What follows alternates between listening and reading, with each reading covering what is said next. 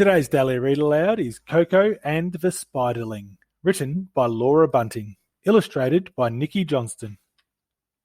Coco tossed and turned in her bed.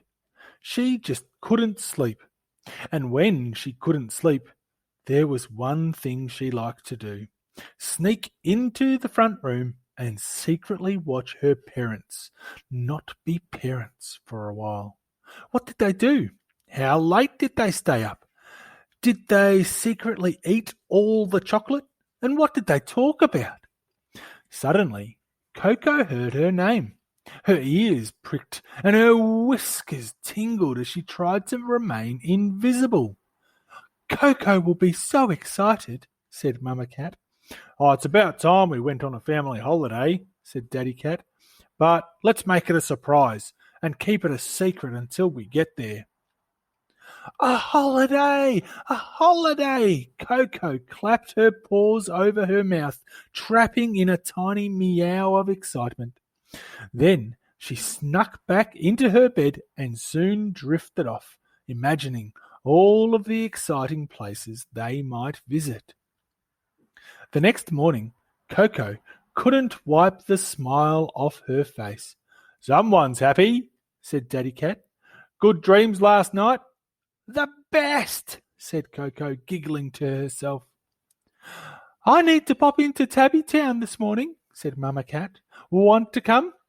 "Tabby Town?" Coco exclaimed. "Can we go to the craft shop, please?" Crafting was one of Coco's favourite things to do, and she had a new project in mind. "I'm making snowflakes for the start of winter."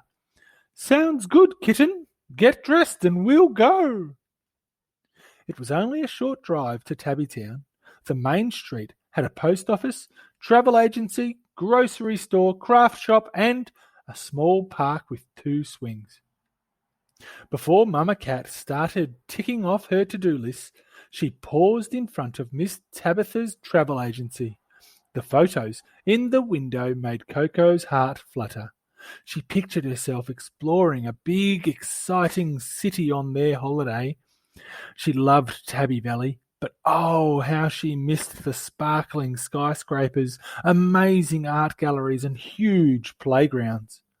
When they returned home, Mama Cat unpacked the craft supplies, but Coco skipped straight past them to find her notebook. A perfect city break would need a perfect packing list. Coco loved writing lists, and she set to work jotting down all the things she would need.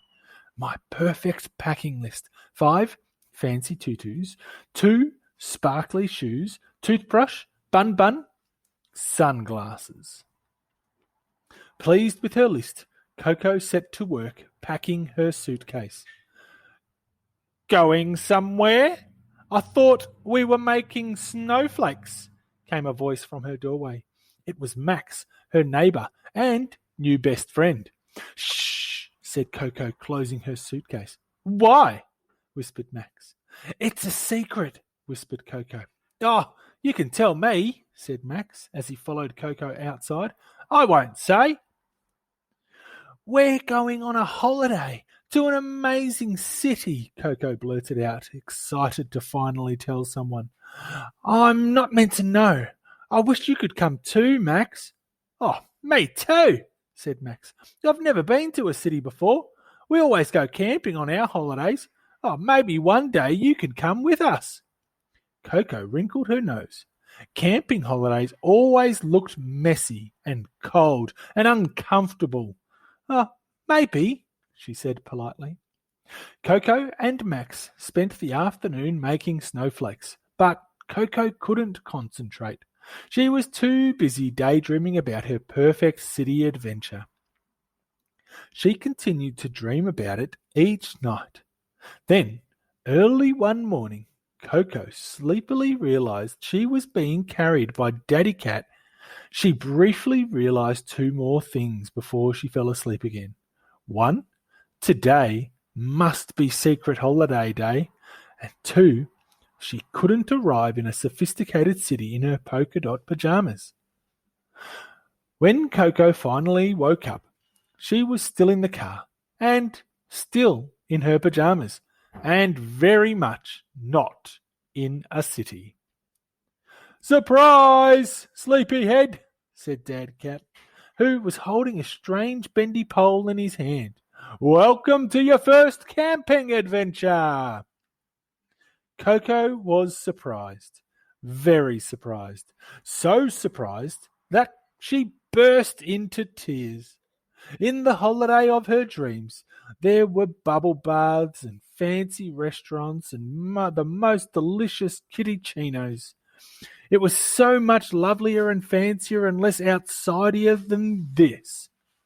"Oh, hey, come on, kitten," said Daddy Cat, who had been expecting a much less tearful reaction. "Why don't you help me pitch the tent? It'll be fun." Coco crossed her arms and sat on a log in a big, fluffy huff. It started to drizzle, and the sky grew darker. So did her mood. While Mama and Daddy Cat struggled to pitch the tent in the gusty wind and rain, Coco stormed off into the woods. But she didn't see the muddy puddle. And she certainly didn't see the spider's web. "Me, you!" squealed Coco as the mud dripped down her legs and the sticky silk tangled in her fur. "Whoopsie!" came a small voice. Coco spun around and saw that the voice belonged to a very small, very bright green spider. "I'm a little spiderling, and I like to loudly sing while I spin my silky string," sang the spider. "A spiderling?" asked Coco. "Yep," said the little spider. "You know, just a kid." Coco was scared of spiders, even little ones who could sing. So she ran straight back to her parents, who had finally transformed the flappy mess of material into something resembling a tent. She moped inside, only to find it didn't feel much less damp or miserable than outside. Things went from bad to worse. Breakfast was cold, thanks to some soggy matches. The tent blew over again. Then it leaked. The mosquitoes were biting, and the showers were freezing. "Ah, this holiday is a catastrophe!" cried Coco, and she ran into the woods again, through another puddle, and straight through the same spider's web. Coco yowled and twirled and battered the air trying to rid the sticky web from her fur. "Whoopsie!" heard Coco from a nearby tree, and then the same loud, cheerful singing spider appeared. As she sang, the little spider set to work re-spinning her web. "Jeepers, it's been a busy day. First there was a storm, then a twig, and now a giant cat. I have to fix my web 3 times already today." Coco wasn't feeling chatty, especially not with a spider, so she just kept quietly sniffling. "Oh, don't be sad, giant cat," said the spiderling. "My web is see-through. It's not your fault you didn't see it." "I'm sorry about your web," sniffled Coco, "but that's not why I'm upset. It's just that this isn't the perfect holiday I imagined. It's perfectly awful. I thought I'd be in an exciting city, visiting art galleries and seeing lovely dance shows. It would have been magical, but instead I'm here." "Dancing? Art? Magic? Well, you're in luck. We have all of that right here," said the spiderling. Then she pointed to some leaves near Coco's boots. "I think my friend Sparkle Muffin is the best dancer in the whole world." Coco reluctantly looked down, then gasped as the tiniest, most colourful spider she had ever seen twirled, leapt, jumped, and clapped on the world's smallest stage. It was so amazing, Coco forgot she was watching a spider. "Bravo, Sparkle Muffin!" she exclaimed. "And if you like magic, then you're going to love the amazing disappearing spider," said the spiderling theatrically, whilst pointing to a nearby daisy. As Coco watched the flower, the centre started to move. An orange spider, said Coco. But as the spider moved onto the petals, it turned white, disappearing once again. Me, wow! A colour-changing spider, that is real magic. Then, when Coco looked up, she marvelled at the little green spider's beautiful sparkly artwork hanging in the sky. It looked like a shimmering snowflake. Oh my, it's perfect, said Coco. I do like to think it's imperfectly perfect, laughed the Spiderling. It's a bit wonky and a bit messy, but as long as it catches my dinner, it's as perfect as it needs to be. Coco glanced back out of the campground. There were families playing card games, toasting marshmallows, catnapping in hammocks, and having fun together.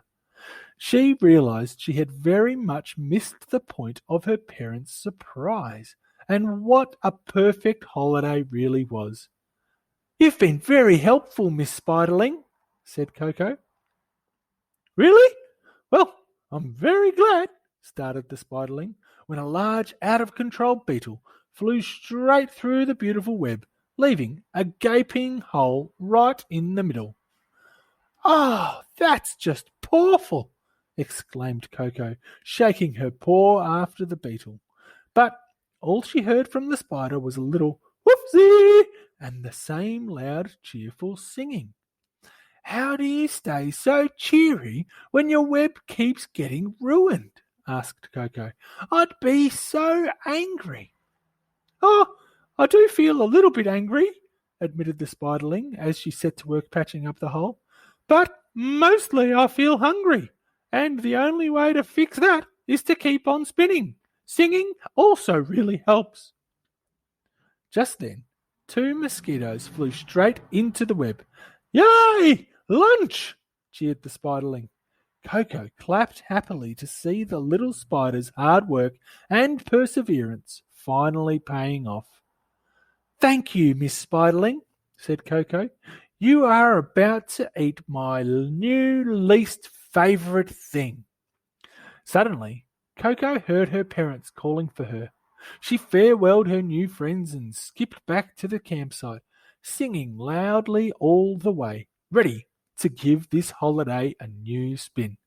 But when she reached her tent, Coco was surprised, very surprised, so surprised she burst into tears. Max! She exclaimed happily. Oh, it's a wonderful coincidence, said Max's mum. We come here every year. I want to show you something, shouted Coco and Max at the same time. Coco showed Max her talented troupe of arachnids, while Max showed Coco his secret society of crafty campers. Coco was swiftly sworn in as the newest member. That afternoon, Coco and Max made wonderfully wonky spider webs using sticks and vines. They also enjoyed bubble baths, ate at fancy restaurants, and slurped hot cocos with toasted marshmallows, which, as it turns out, were even more delicious than kitty chinos. It wasn't the city adventure Coco had imagined, but one thing was certain. She now hoped all her family holidays would be as imperfectly perfect as this one. If you liked the video, hit the thumbs up button. We have a new story every day, so make sure you subscribe. The end.